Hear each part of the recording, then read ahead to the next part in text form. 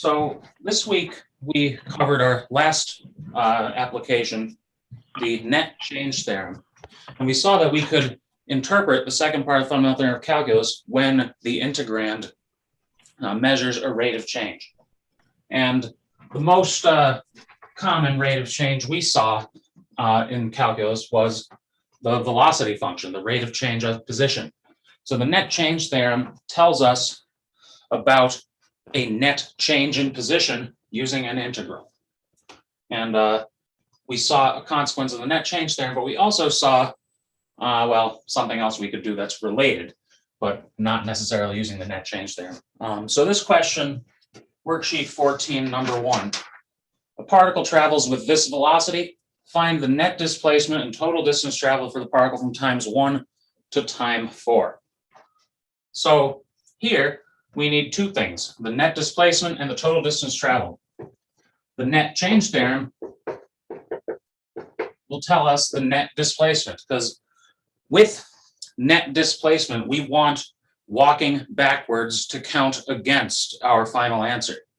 And the integral, remember, counts areas under the x-axis as negatives. So the integral will treat walking backwards as going against our total displacement, meaning the net displacement is given by the integral of our velocity function.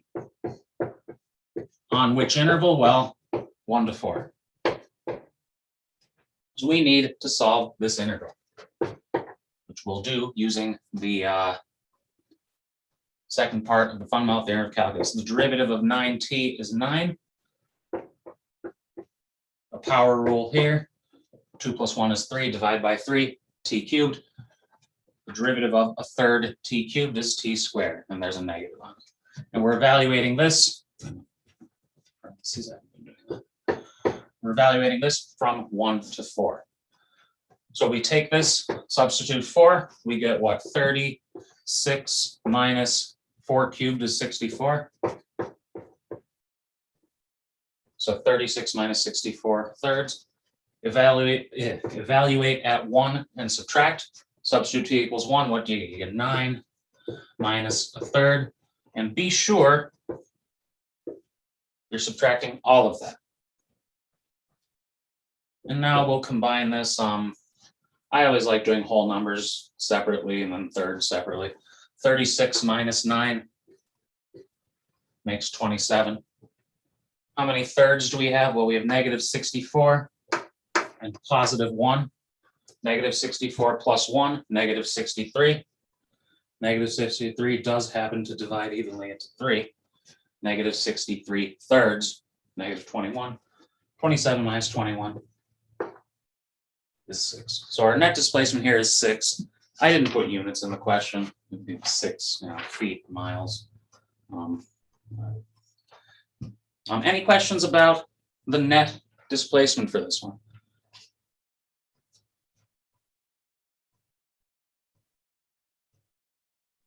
Okay. So next we need the total distance traveled. And for total distance traveled, we're going to want walking backwards to contribute, because that's part of the distance we travel. And how can we do that? Well, how can we do that using an integral? Well, we want, so an integral will treat this area under the curve as a negative. But we want to treat that as a positive. So what we could do in order to do that is put everything below the x-axis above the x-axis. And how can we do that? We can do that by taking an absolute value. An absolute value will make all of these negative contributions to net displacement. It will treat them as positives. So we can use that to find the total distance traveled.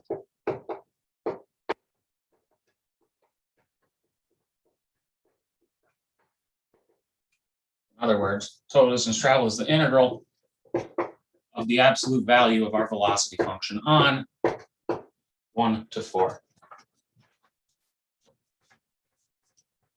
Now, integrating an absolute value function, there are two things you have to do. You first need to figure out where the function intersects the x-axis. And if it does happen to intersect the x-axis between 1 and 4, well, then you'll have to split your integral into a positive and a negative piece based on the absolute value. So let's find where this intersects the x-axis. I'm going to write this a little smaller. Integral 1 to 4 absolute value 9 minus t squared. So first, we're going to find where this intersects the x-axis. So I'm going to put a star here and do side work. If you are taking notes, I'm going to do the side work down here, but you might want to leave a few lines for the rest of the integral computation. So the star is finding where 9 minus t squared equals 0. Well, that equals 0 when t squared is 9, which is when t is positive or negative 3. Now, what does that tell us? Well, t being negative 3 doesn't matter because we're integrating just on 1 to 4. But t equals 3, when t equals 3, our velocity is 0, which means the absolute value is going to be defined differently on both sides of 3. Well, it's going to evaluate differently on both sides of 3, meaning we have to split our integral at positive 3.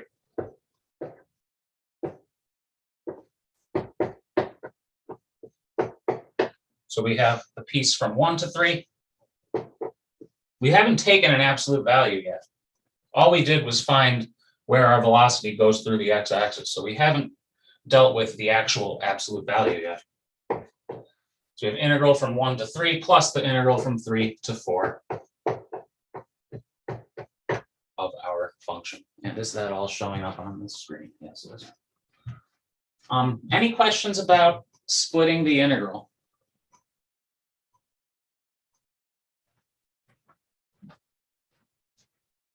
Okay.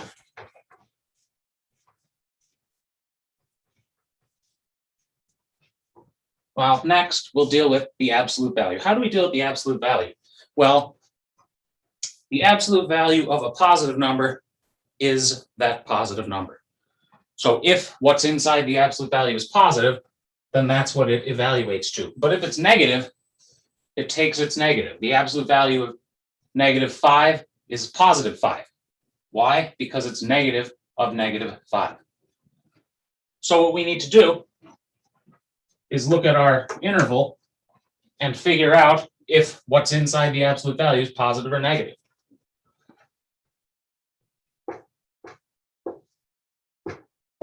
So first, from 1 to 3, let's pick a number between 1 and 3. Well, 2 is a good number between 1 and 3. When t equals 2, the inside of the absolute value is 9 minus 4, which is positive.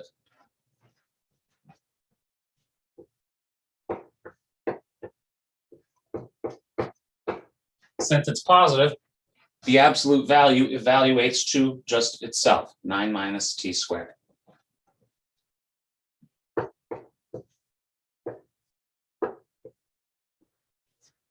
Now, what about in 3 to 4? Well, a number between 3 and 4, say 3.5. 3.5 squared is a little larger than 9. So what's inside the absolute value here is negative. A negative inside the absolute value evaluates to its negative, meaning this absolute value will evaluate to negative 9 minus negative t squared, so negative 9 plus t squared. Any questions about taking care of the absolute value?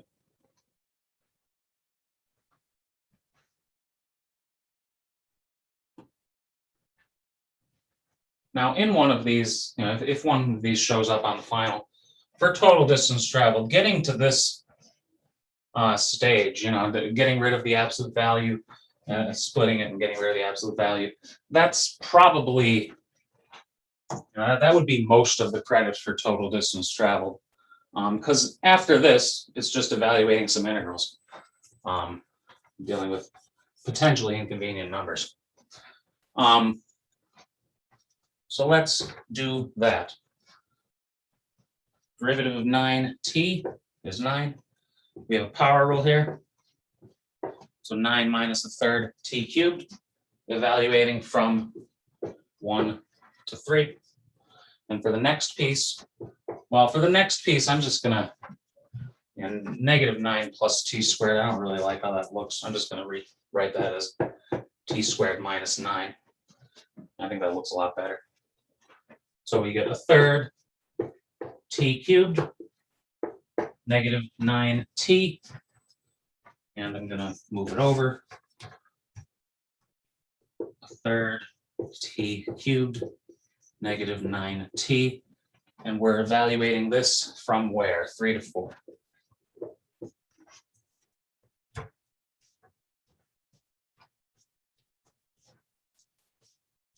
So now we have lots of numbers to combine, so we'll do that up at the top of the board. Evaluate this bottom one at 3. What do we get? 27 minus 27, or 3 cubed is 27. 27 divided by 3 is 9.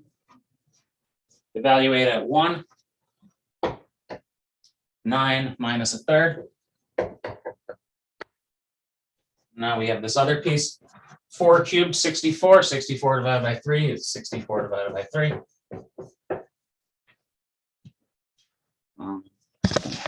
Erase this. 9 times 4, 36, and there's a negative. Evaluate at 3, you get what? 27 divided by 3, so you have another 9, and minus 27.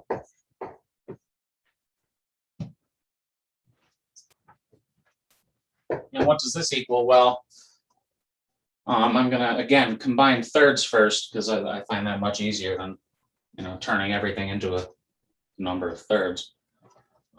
64 thirds, positive 1 third, gives us 65 thirds. Now, how about the whole numbers? What do the whole numbers give us? 27 minus 9 is 9. 9 minus 36, negative 27. Negative 27 minus negative 18. Negative 27 plus 18, negative 9. So the whole numbers add to negative 9. The thirds add to 65. Well, they add to 65 thirds. 65 minus, 27 is 38.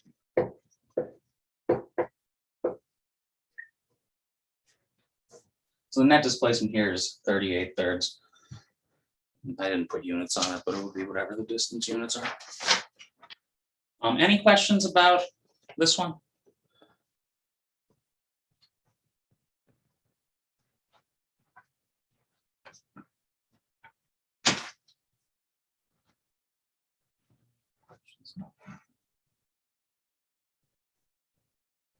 Okay. So next, we'll go over this homework and exam review document. Now, the way this was created was by looking at the problems that were most missed on homeworks and exams. So you could expect several of these to be among the harder ones that you've been tested on so far. I would say a couple of the limit ones are among the harder limits that we've done. And well, 2C is probably the hardest derivative type thing we've done. So let's start with 1. Number 1A, what do we have? Limit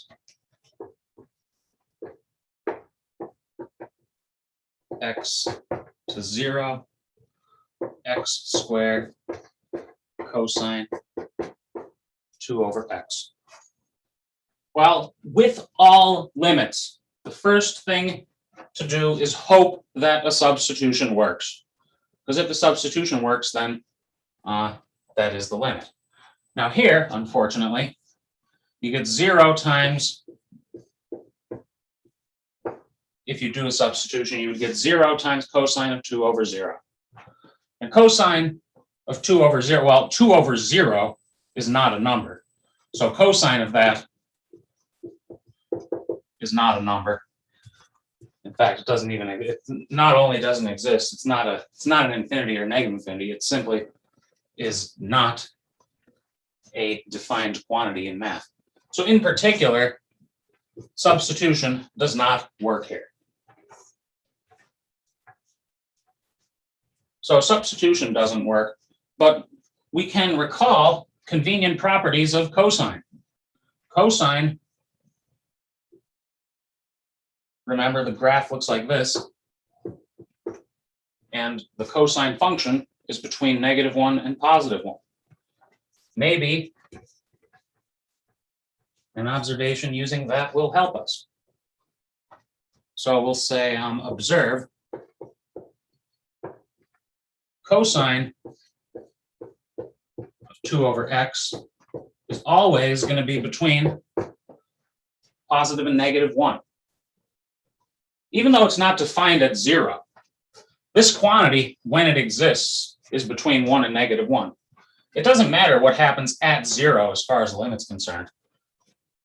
The fact that this isn't defined at 0 doesn't change that it's between 1 and -1 when it exists. And the limit doesn't care what happens at 0, unless you're trying a substitution, then it cares. But here, a substitution doesn't work. So we have the cosine piece of this function is between 1 and -1. Well, that's not the function we have. We have an x squared on this one up here. So let's put an x squared on everything. Then -x squared is between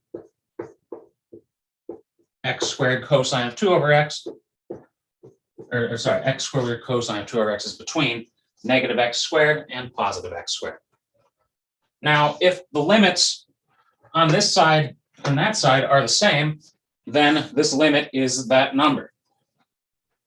As x goes to 0, x squared over here goes to 0, substitution. As x squared goes to 0, -x squared goes to -0, which is also known as 0. So on both sides of this function, the limit is 0. That tells you the limit on the inside is also 0.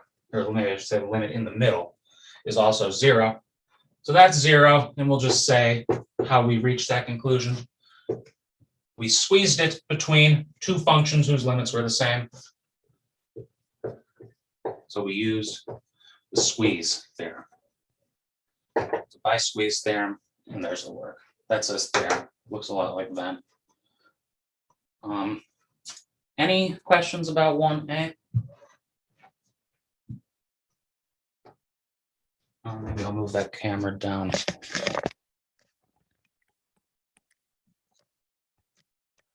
Any questions about 1A?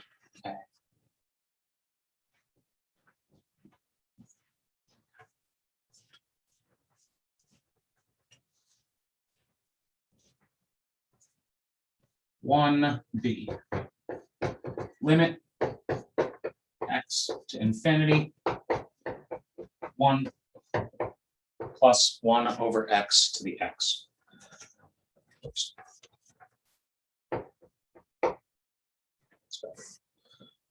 1 plus 1 over x to the x. Well, again, if a substitution works, then we're done, so we should try that. And even if it doesn't work, the substitution can tell you a little bit about the limit.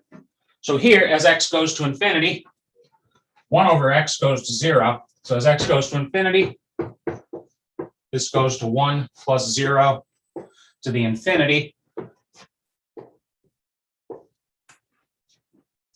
This limit takes the form 1 to the infinity. Well, that's not a number, but it does tell us that we can figure out how to compute this limit if we throw a logarithm on it.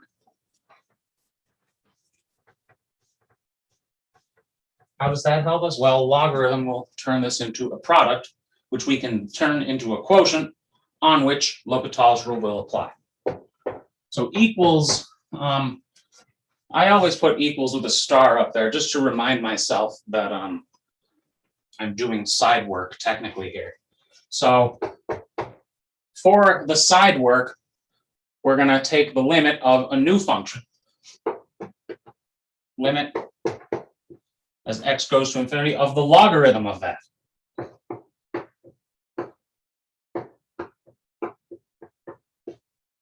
So the logarithm of that function is log of this to the x. X comes out in front using multiplication.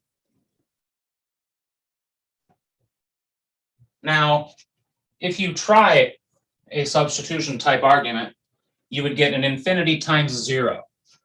L'Hopital's rule doesn't apply to an infinity times a 0, but it does apply to a 0 over 0. So we can write this as a fraction. How do we do that? Well, I'm going to leave the logarithm on top. X in the numerator is the same as 1 over x in the denominator, as long as x isn't 0. So now we have a fraction. Does L'Hopital's rule apply here? Well, it does. Log of 0 or log of 1 is 0. As x goes to infinity, 1 over x goes to 0. So this is a 0 over 0, and L'Hopital's rule applies to a fraction, to a limit, where the fraction takes the form 0 over 0.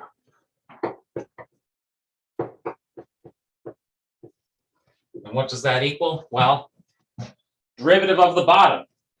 So this is one of those examples where having the derivative of 1 over x conveniently in mind is useful for simplification. Derivative of 1 over x, negative 1 over x squared. What's the derivative of the top? Well, the top is a logarithm function. Derivative of is a natural logarithm. The derivative of a natural logarithm, 1 over the inside.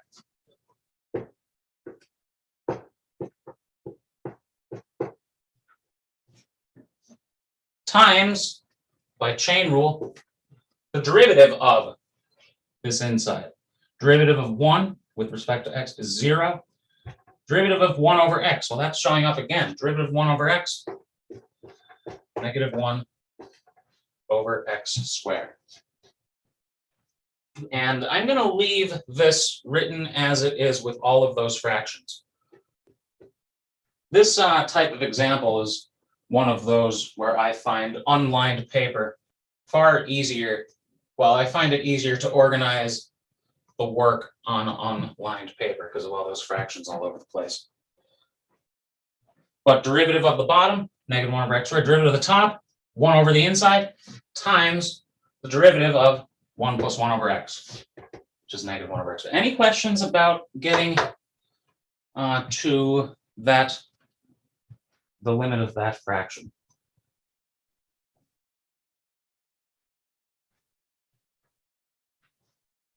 Okay, now, how do we go from here? Well, there is some simplifying we can do because notice the top and the bottom both have a negative 1 over x squared. So they cancel. What are we left with? We're left with the limit as x goes to infinity of 1 over 1 plus 1 over x. Now, you can, if you really want, write that as a, x over x plus 1. I'm just going to leave it like 1 over x is very convenient in calculus. If you're going through a problem and a 1 over x shows up, most of the time it means you're on the right track. 1 over x is very nice in calculus. That glare, I'm not sure what that glare is from. Well, it's not from that. It's glaring off of something. Okay, there we go. It's shining off the table. So now this limit, how do we compute this limit? Well, can we compute this limit? As x goes to infinity, top goes to 1, bottom goes to 1 plus 0. 1 over 1 plus 0 is a number, 1. And then we look back at everything, make sure our answer looks nice, and then we notice we didn't answer the question that was asked. We found this other related limit, which has a limit of 1. The limit of the function with a logarithm is 1. So we need to get rid of the logarithm by taking e to everything. E to everything here will give us the limit we want. So this limit is e to the first, because that's a 1, and e to the first equals e. Any questions about this one? Maybe I shouldn't put a rectangle around this one. Any questions about this one?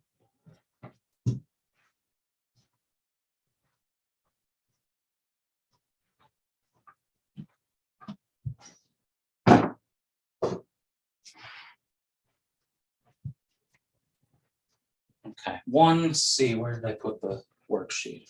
Whatever it's called, homework exam.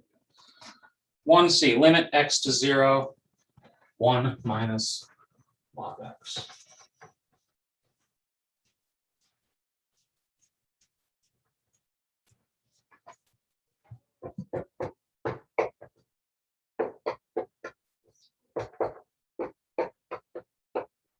Now, again, you would hope that substitution will work here.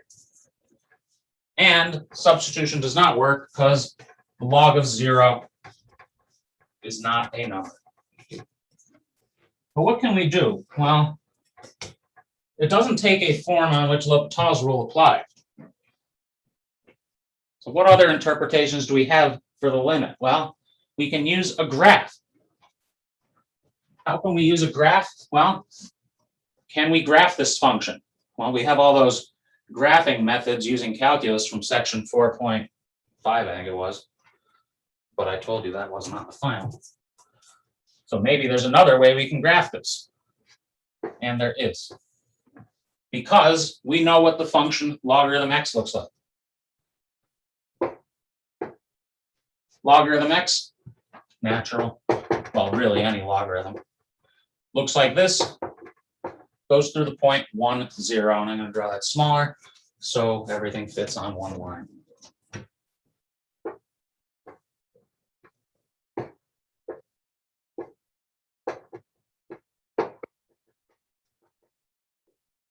There's y equals the natural logarithm of x.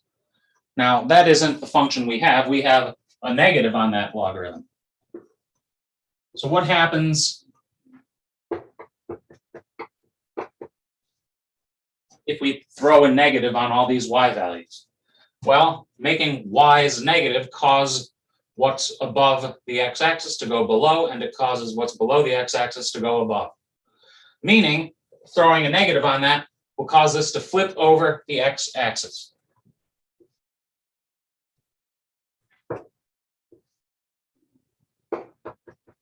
Still go through 1, 0, that's not going to change. The rest flips.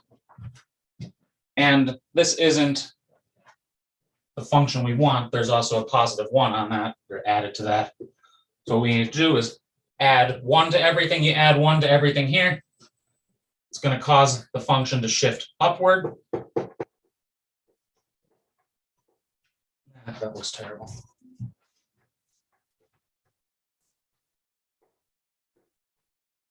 So that point 1, 0 is now going to be at 1, 1. That looks much better. And the function will look like this. Y equals what? 1 minus log x. And this question says, what happens as x goes to 0 from the right? Well, x goes to 0 from the right. We're looking over here. As x goes to 0, what does our function do? It's going up here.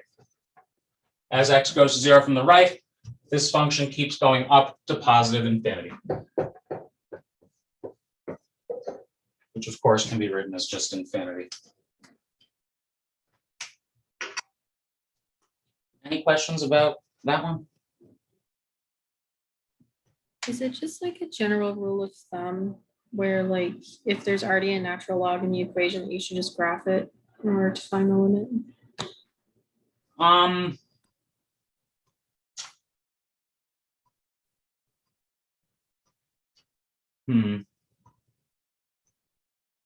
Well, if a substitution doesn't work, then, well, I can't think of any examples where.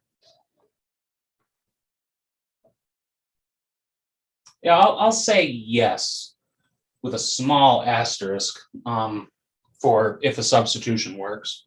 You know, like if this said limit as x goes to 1, then you could do it by substitution, but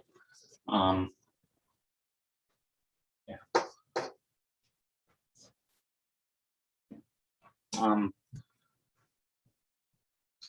Yeah, graph transformations. You know, the graph transformations can be used for many things in calculus.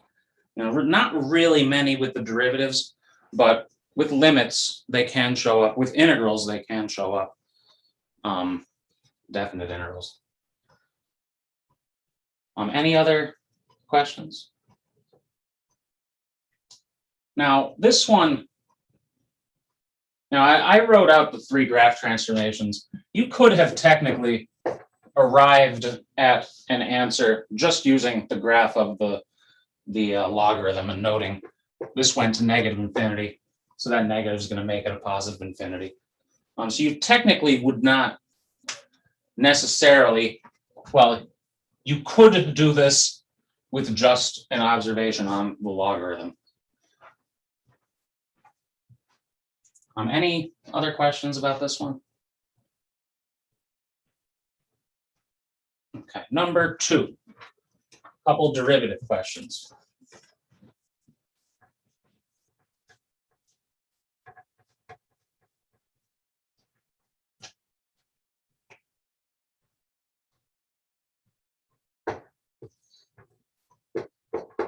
Find dy dx.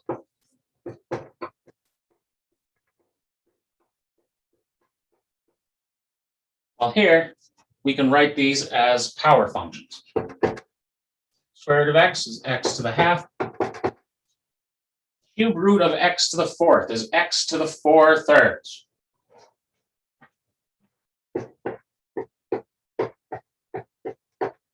But that's in the denominator, so we can write that as x to the negative 4/3. Remember, negative exponent just moves things around in fractions. Well, now it's written in that form. We can find dy dx using a couple of power rules. First one, 1/2 minus 1 is negative half. For the second one, we have negative 4/3 and negative 4/3 minus 1, negative 4/3 minus 3 more thirds, negative 4 minus 3, negative 7. Any questions about 2a? You don't have to simplify. You don't have to, you know, make your answer look like that. You can just leave that. That's fine. Any questions about 2a?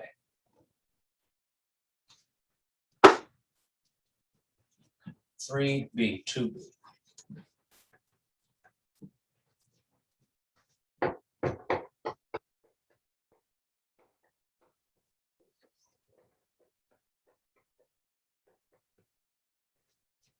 Three x times the logarithm of 1 plus 2x, where the logarithm has a non-e base.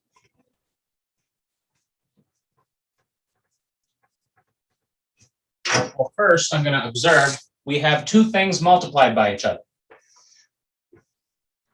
We have a 3x and a logarithm function. So to find the derivative, we can use the product rule. Derivative of 3x is 3.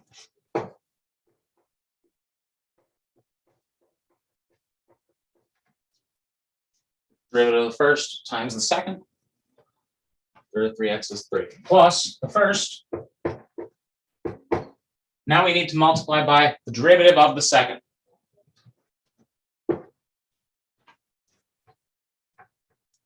Well, we recall our derivative rules for a general logarithm, which says the derivative of the logarithm with base b is the same as with a natural logarithm, except there's an extra constant in the denominator, the natural logarithm of b. So we get 1 over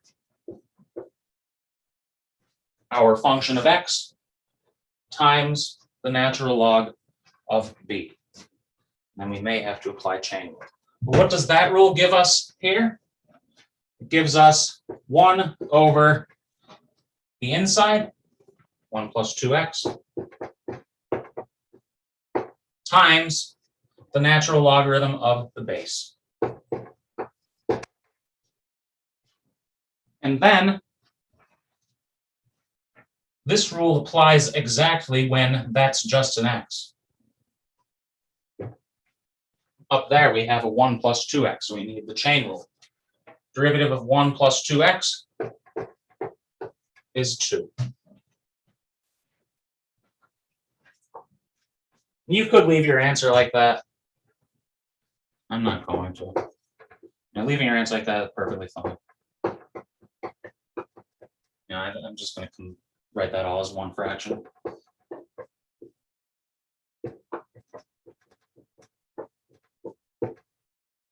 So you don't have to write that as one fraction, but I don't really like how that looks, so I will write it as one fraction. Any questions about 3b? So we had a product rule there.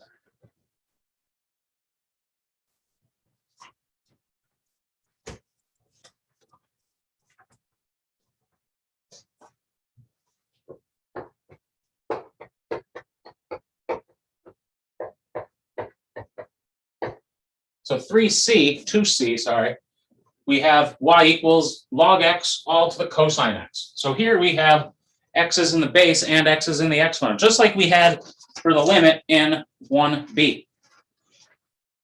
And we saw in 1b, introducing a logarithm turned it into a manageable product.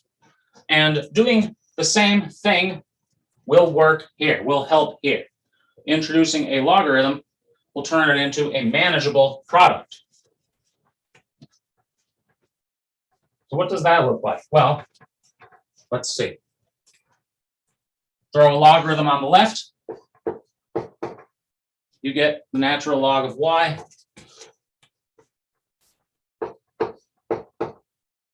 Throw a logarithm on the right. What do you get?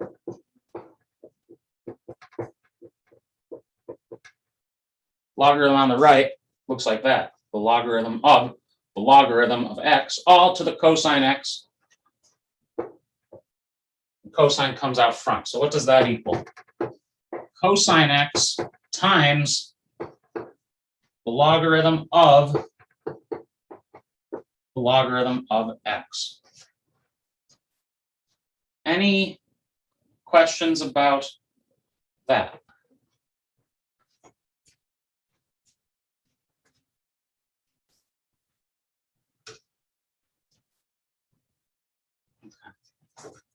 So now we can find dy dx by differentiating implicitly. Differentiate with respect to x. We haven't done one in a while, so I'll write over here. Differentiate with respect to x. And what do we get? Well, on the left, we have something with a y, so we'll differentiate it normally and apply the chain rule. Normally meaning we'll get 1 over y. By the chain rule, we would multiply by dy dx. Now on the left, 1 over y, dy dx. On the right, what do we get? Well, we again have a product.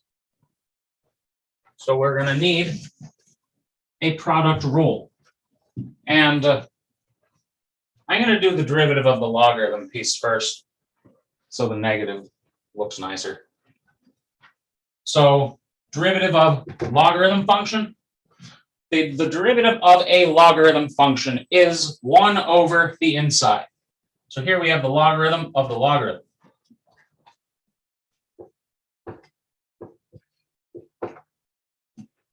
So we get 1 over the inside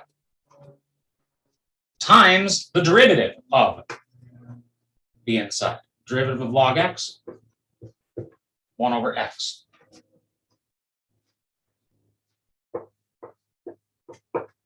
So our first piece of the product rule, derivative of this times cosine x, plus this times derivative of cosine. Derivative of cosine x, negative sine of x. Any questions about this product rule? So here we have derivative of the second times the first plus the second times derivative of the first. And this negative is why I did the product rule pieces in the other order. Well, this question said find dy dx. So we have to solve this for dy dx. How do we do that? Well, multiply everything by y. If you multiply the left by y, you're left with dy dx. Multiply the right by y, you get y times all of this. But y is log x, cosine of x. I'll just substitute that here. Times all of this. I'm just going to write that as one fraction just so it looks nicer.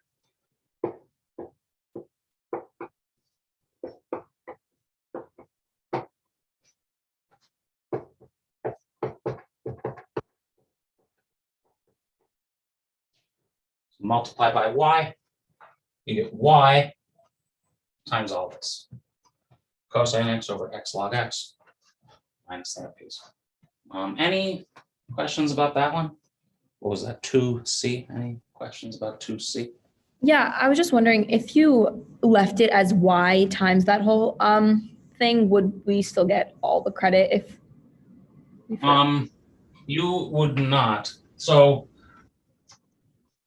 if you can get rid of all the y's, then you should get rid of all the y's. So in a lot of the implicit differentiation questions, you can't get rid of all the y's because you can't solve for y. But here, we can solve for y. So,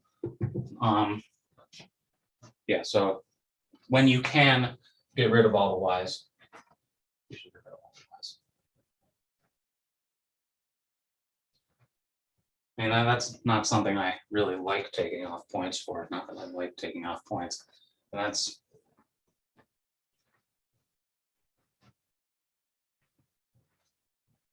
yes, is the answer to your question. Any other questions about this one?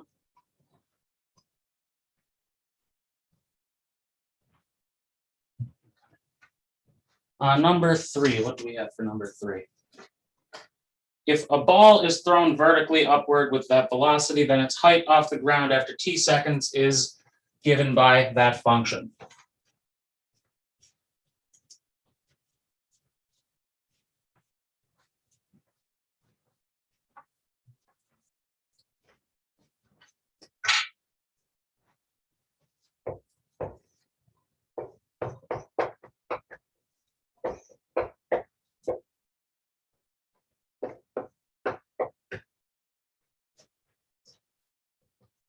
Part A, at what time does the ball reach its highest point?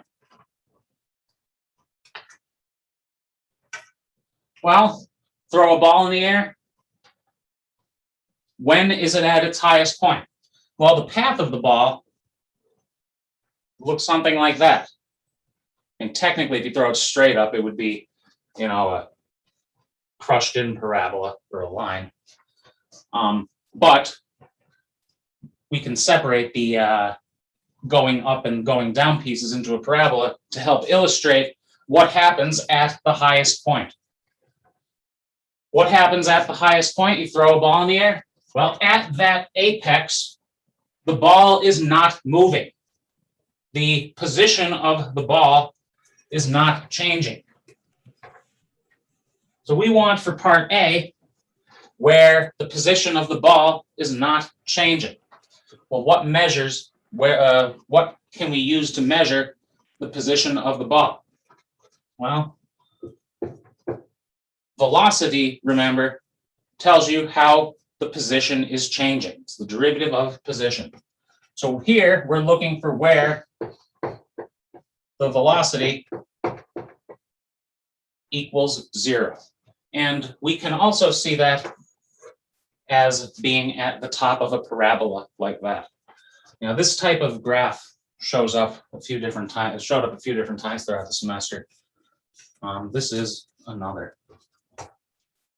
But here for part A, it's at its highest point when the velocity is not, or when the position is not changing, which is when velocity is 0. Well, I don't see a velocity function. So we need to find a velocity function. Velocity, derivative of position. So we have 80 minus 2 times 16. It's 32. We want where this is 0. When is that 0? Well, it's 0 when 80 equals 32t.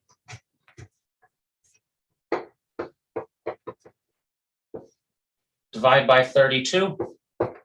You get t equals 80 32s. 30 seconds. Well, those are even. So take a 2 off everything, you get 40 sixteenths. Take another 2 off of everything, you get what? 20 eighths. Take another 2 off everything, you get 10 fourths. Take another 2 off everything, you get 5 halves. The units here are seconds. I think they're seconds at least. Yeah, seconds, 5 half seconds. Or you could have observed these are both multiples of 16 and divided by 16.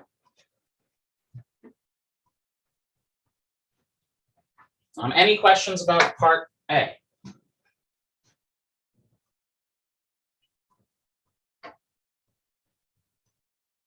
Okay, part B. What is the maximum height reached by the ball? Well, we found when the ball reached its highest point at 5 seconds. Part B, what is the maximum height reached by the ball? Well, do we have a function which measures the height of the ball? Height meaning height off the ground. Well, its height off the ground is given by S. Directions tell us that. So this question wants the position evaluated at 5 halves. Position evaluated at 5 halves, 80 times 5 halves minus 16 times 5 halves squared. I'm going to write 5 halves squared as 5 halves and 5 halves. How do we do all this? Well, 80 divided by 2 is 40. 40 times 5 is 200. 16 divided by 4 is 4. 4 times 25 is 100. So what did we do? 2 and 2 turn to 16 to a 4. 200 minus 100 is 100. And this question wants a position or a height. And our units are feet. Any questions about part B?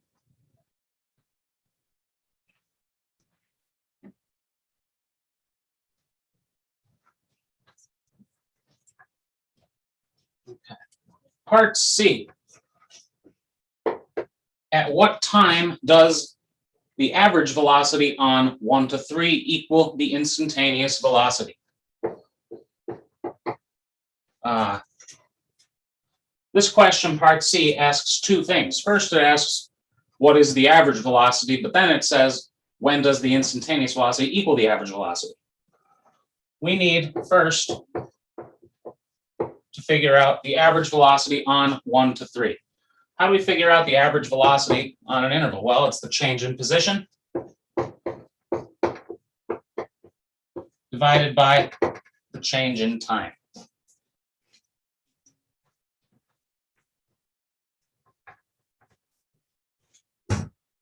And what does this equal? Well, we need S at 3. What's position at 3? 240 minus 16. 3 squared is 9. 240 minus 16 times 9. 16 times 9 is 160 minus 16.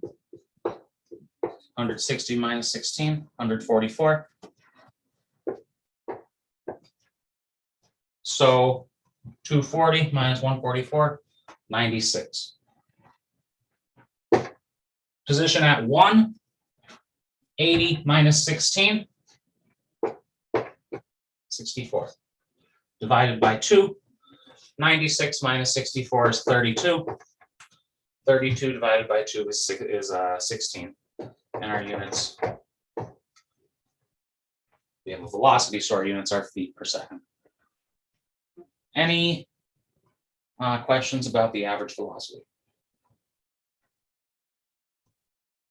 So this question says, find the time at which the instantaneous velocity equals the average velocity. Well, what gives us the instantaneous velocity? Well, our velocity function tells us velocity at any given time. So for the next part, we're going to want to set our velocity function equal to that number, equal to 16. What's our velocity function? 80 minus 32t. We want that equal to 16. Subtract 16. I'm going to move 32t to the other side. 32t equals 64. Divide by 32. T equals 2 seconds. Any questions about that one? Oh, okay, good. I have enough time to do the rest. So any questions about that one?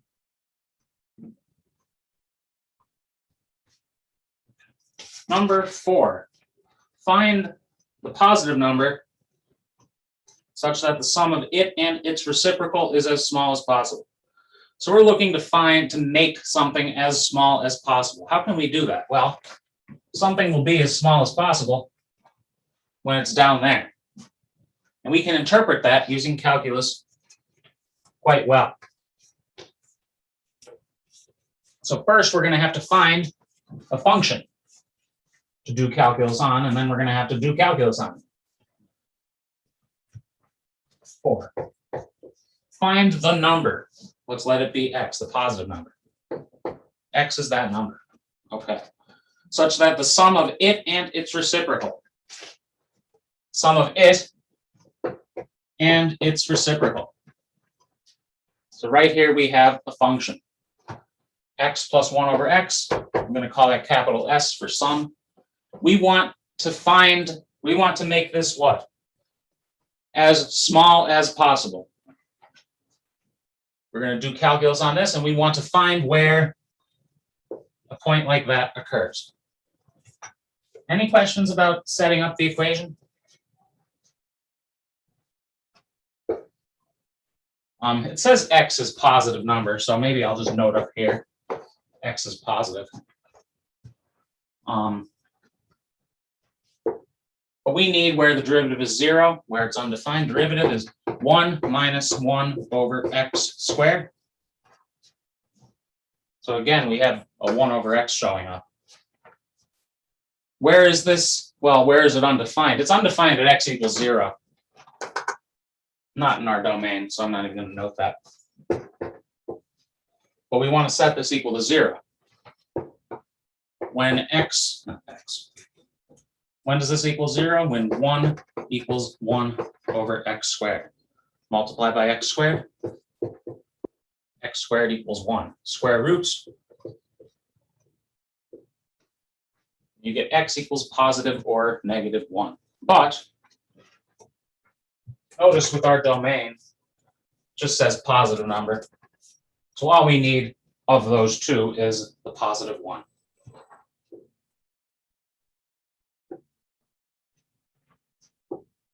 Any questions about finding this potential value?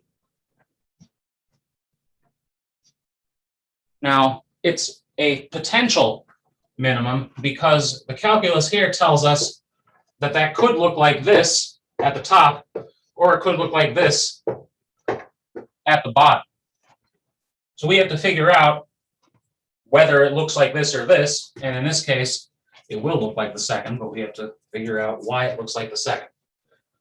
We want this to be a minimum, so it'll be a minimum when the function looks like that, when the function is concave up at 1. So we're going to need a second derivative, or we can use a second derivative. Derivative there, 1 is a constant, derivative is 0. So here we have negative x to the negative 2.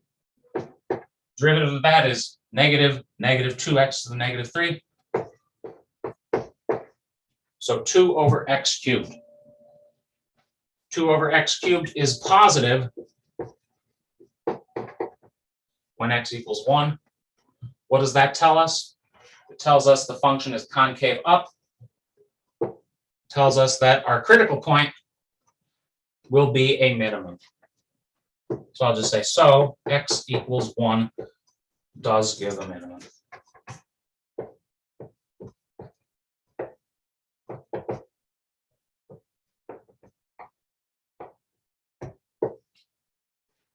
And this question just says find the value. It doesn't say to find the actual sum, so we don't have to find the sum. Any questions about number 4? This might not really apply, but let's say our x value did not give us a minimum, like it wasn't concave up. Yeah.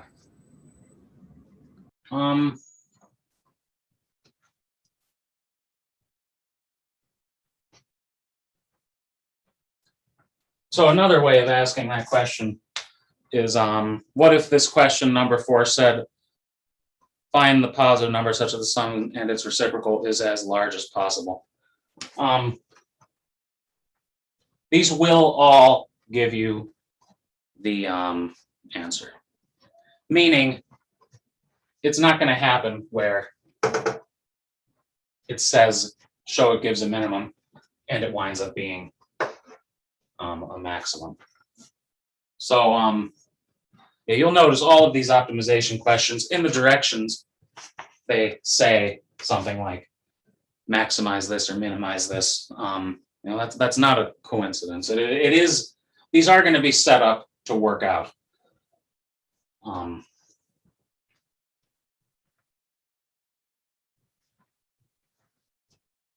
Did that answer your question?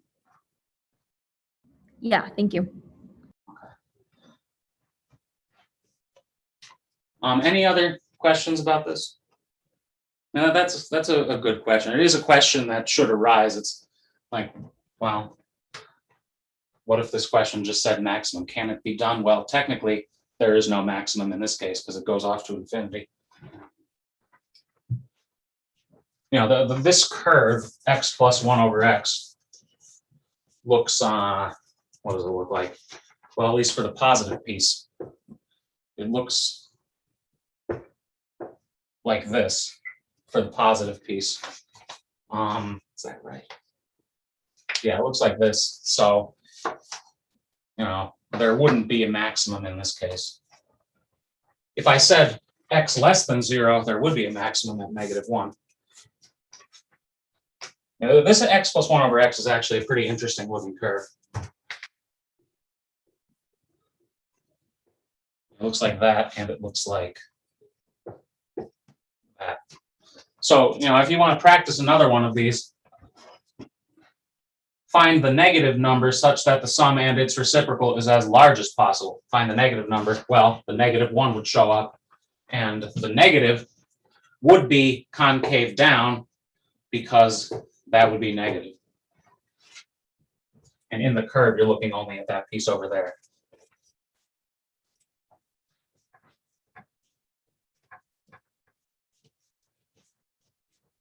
So number 5, a couple integrals, definite, indefinite. First, we have an indefinite integral.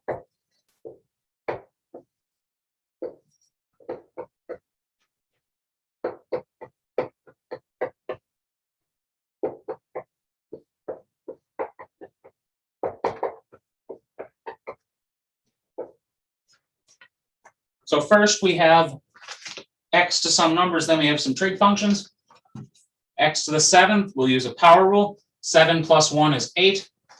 So we get x to the 8th divided by 8, but the 8 there divided by 8 turns into just a 1. So you get x to the 8th. Next, we have an exponent of negative 7. Negative 7 plus 1 is negative 6. So we have x to the negative 6. Divide by negative 6, what do we have? Well, we have a positive 4 divided by a negative 6. That turns into a negative 4/6, which is also a negative 2/3. Well, it is negative 2/3. And what about over here? Well, we have cosecant, cotangent. The derivative of cosecant is negative cosecant, cotangent. But here we have a positive cosecant, cotangent. So we'll need a negative. The derivative of negative cosecant x is negative negative cosecant x cotangent x, positive cosecant cotangent. And then the 3 goes along with it. This one is indefinite.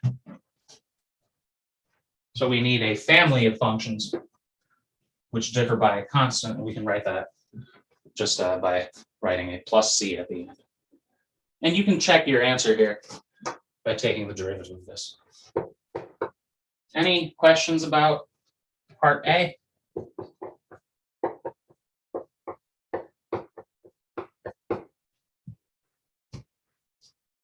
Part B, we have a definite integral. We'll use fundamental theorem, part 2. Well, I'll actually do this 2 ways. First, we'll use fundamental theorem, part 2.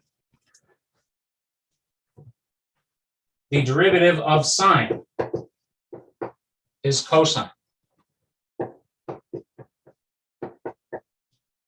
Now, for the fundamental theorem, part 2, all we need is one antiderivative. So I'm going to choose the one where the constant is 0. So all we need here is sine x. Evaluate from negative pi to pi. What do we get? Well, we get sine of pi minus sine of negative pi. What's sine of pi? Well, unit circle tells us that. Angle pi goes over there. Ordered pair there, negative 1, 0. Sine is the y value. Sine of pi is 0. Negative pi winds up at the same point. You go in the negative direction. Negative pi brings us over here. The y value is 0. So we have 0 minus 0, which is 0. Any questions about part B?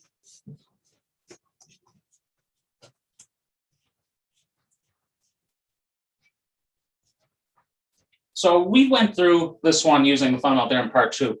We could have also done this using an area observation.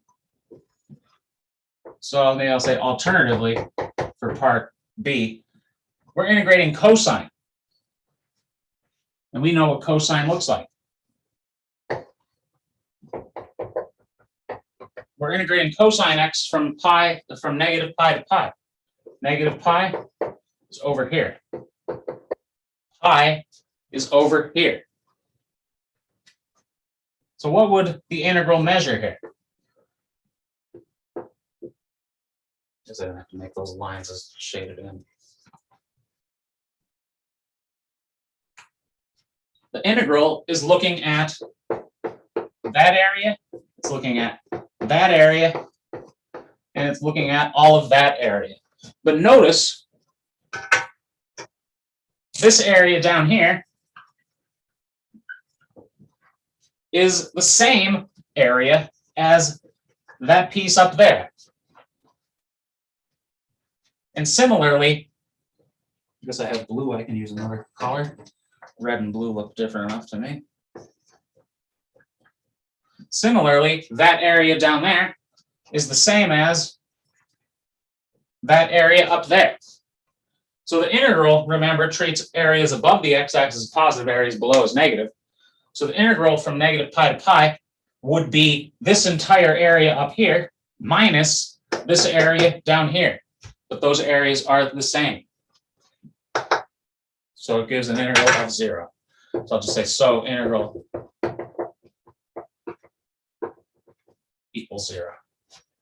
So if you wanted to make that area observation, you could have, or you could make that observation, fundamental theorem part 2. Any questions about this? You could have also said cosine x is an even function, so the integral is 0. This is kind of a derivation of that. So any questions about 2b, 5b? Okay, 5c.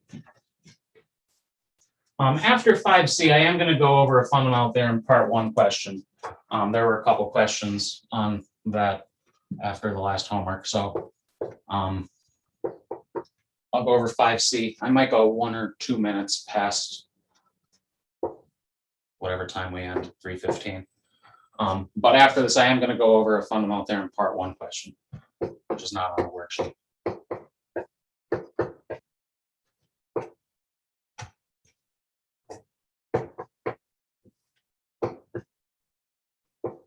Did I write that right? X to the 5th, 3x squared negative x, yeah.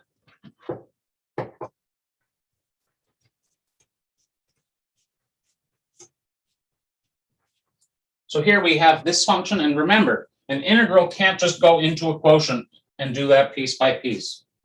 But what we can do is split this fraction. X to the 5th divided by x squared is x cubed. We're still going 1 to 2. X to the 5th divided by x squared, x cubed. 2 of the x's cancel. 3x squared divided by x squared, the x's all cancel, and we're left with a 3. X over x squared leaves us with 1x in the denominator. There's a negative sign on it.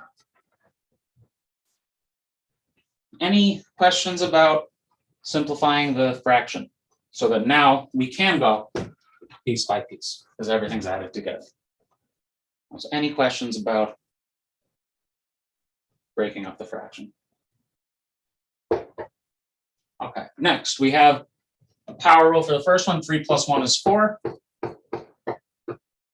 Next we have the constant rule or power rule. Derivative of 3x is 3. Last, we have 1 over x.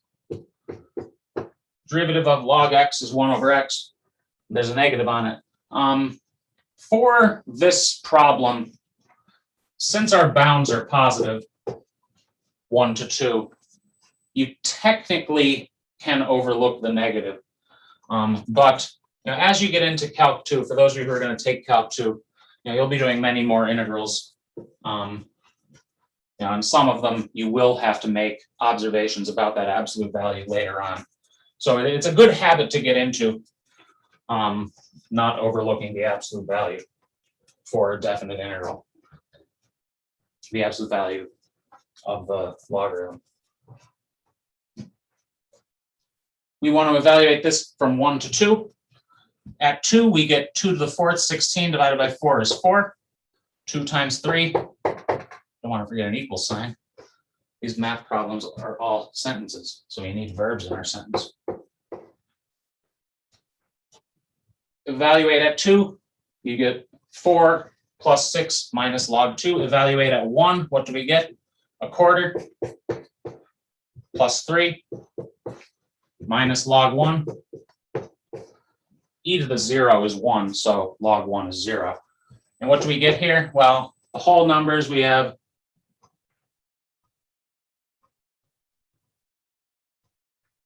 I made a mistake in my morning one. I think this morning I wrote that as a negative.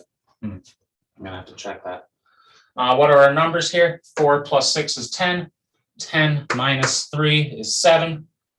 7 minus a quarter is what? 6 3/4. So what's that? 27 quarters.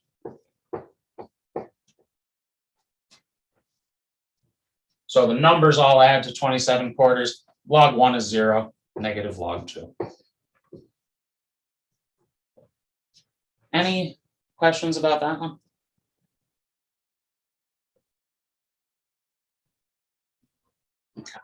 So some of you may have to go now, and that's fine. I will right now go over a fundamental theorem of calculus part 1 question in detail.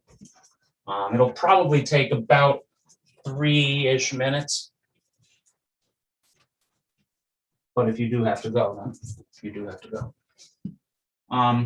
So find f prime of x.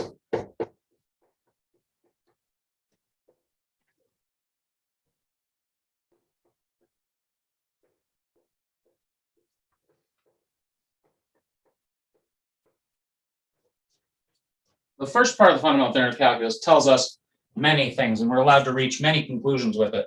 One thing that we can do with it is take derivatives of definite integrals. And it tells us that in a way, with certain conditions, the integral and the derivative cancel each other out in a way. What way? In what way? Well, if the lower bound is a number and the upper bound is just an x. So our goal here is going to be to write this integral so that it takes that form where we have a number on the bottom and our x's are on top. Well, how can we do that here? We don't have that here. We have x's on the bottom and a number on top. But what we can do is use our definite integral properties, which tell us we can flip the bounds around if we throw a negative on it. So our original function is now almost in the form on which the first part applies. Threw a negative on it, and we can flip the bounds around. Well, we want the derivative. The first part of the fundamental theorem of calculus applies when this is just a single variable. So we can make a substitution like we did with chain rule, which allows us to write this as a single variable. So I'll do that here.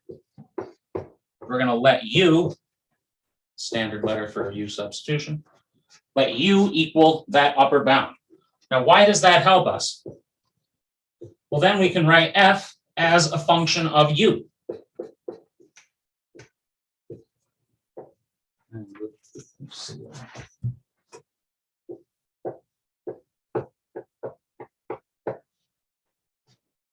And now, f as a function of u, the first part of the fundamental theorem applies because we have a number at the bottom and a single variable on top.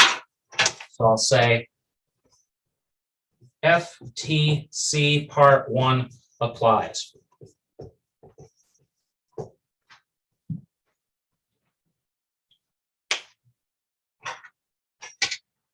And I'm going to have to erase this up here. So how does it apply? Well, I guess I'll stick with this color. We can find the derivative of f with respect to u by the first part of fundamental theorem of calculus. First, there's a negative. Now it's in this form. We can apply the first part, which gives us the derivative of the right by substituting u for t.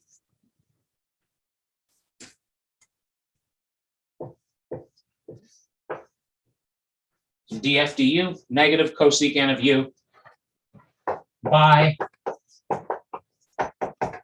first part of the fundamental theorem of calculus. Now, how does that help us? Well, it helps us because now we can apply the chain rule. Our goal is to find f prime of x.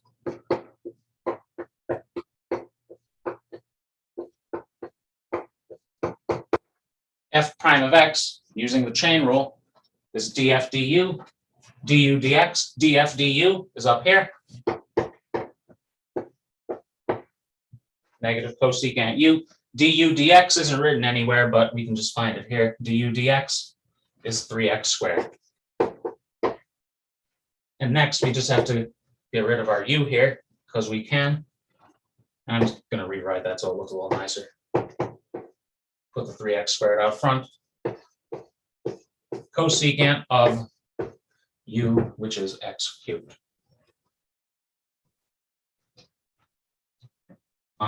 Any questions about that one? Yeah, I'm a little confused why we had to use chain rule and why we couldn't just plug in x cubed and 1 into t and then solve. Well, you could do that if you could integrate this function. So, if you could integrate this function, you could go through a fundamental theorem part 2 argument and then take the derivative. But integral of cosecant x is cosecant t is pretty complicated calc 2 integral. So if you could evaluate the integral, you can do that. Last week's worksheet 13, parts 1 and or part A and B, we could evaluate the integrals using the inverse tangent function. And in that video, I showed the 2 ways that it could be done if you could integrate it. But this one we can't integrate, so we can't integrate, substitute, and then take the derivative. Any other questions about this one?